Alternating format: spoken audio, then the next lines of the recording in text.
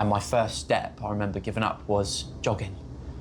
That was like the first step of my recovery, was stopping. Was it jogging? Was it? Was it? Oh, fantastic. But, yeah, good. But no. It's again, just to hear it, it's the idea of I never run, right? Never done it before, and all the runners will laugh because I was running in the Converse real flat shoes. And ended up doing myself some damage, like, get some proper running shoes, you dick, but no, it was running, and it was just a leveling up stage for me. It was like I wanted to get my fitness back, and going out, being mindful of your surroundings.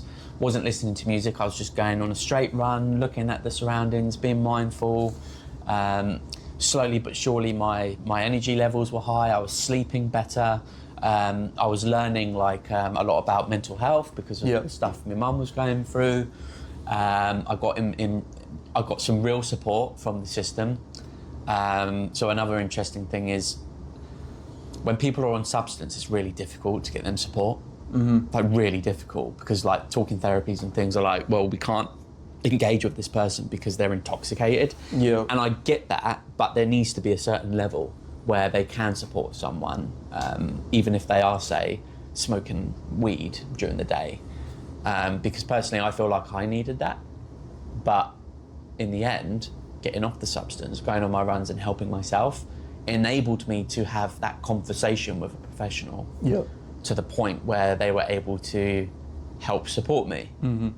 It kind of, you share the responsibility, I think. And I think a lot of people go into counselling and therapies and think that they're gonna flick their finger and all of a sudden you're feeling better. No, 80-90% of the work comes from you. So what you were just saying there about jogging was a big part of me quitting and recovering, because it wasn't just the kind of addiction and the dependence on weed that I was having to recover from. At the time that I decided to stop, I was probably in the darkest point of my life. So I dropped out of uni in second year, my parents had just split up, and that thing we were talking about of using the substance to escape, it got to a point where I had all these feelings that had built up, and I just got to a point where I was numb, and I was just basically didn't feel like a human being. But they call it dissociation, where nothing feels real. Yeah. And I've had that a couple of times in my life, and it's to me, I don't know how you feel, I would prefer to feel sad, angry, all these negative emotions, these intense emotions. I'd prefer to feel that over just dead. The numbness. Yeah. That is when I get really scary, because you just literally, things don't feel real, and that's terrifying.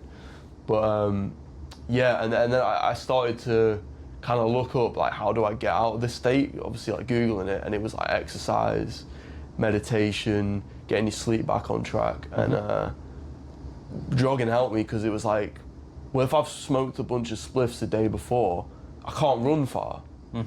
And so I was like, well, let me just not smoke spliffs the day before. So I was having more days off because I wanted to run. And then when I ran, I was getting the runner's high. And I was like, well, if I can get that kind of high and that kind of mental relaxation from this, I don't need this, really. That's right. And then, I mean, we met in a sauna. Exactly. Going to the gym and the sauna, spending an hour or so in the sauna, that gave me that same kind of monged out, relaxed feeling that the spliffs would, but obviously it's way healthier. Yeah. And you get less problems. Like you're saying, like with the running and everything else, right? So there's a thing called the 5 ways to well-being, which is pretty much like learning, running, physical health, being mindful, of your surroundings. I can't think of the other two, but either way, that is the basis of, if you've got those aligned, right? And like physical health, I 100% believe is a fix for a lot of things. Yeah. You can put all your aggression, all your power, all of yourself into physical exercise. Yeah. And even for, I've got a colleague who suffers with that bone disorder. She's brittle bone sort of thing, got that.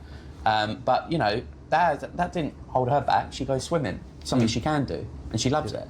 There's actually a guy on here called the Resilient Athlete or something, born with a brain tumour. Half of the side of his body doesn't properly work, but he's in the Guinness Books of Records, done the London Marathon, does all of his videos. You know, just it's incredible what the human beings can achieve.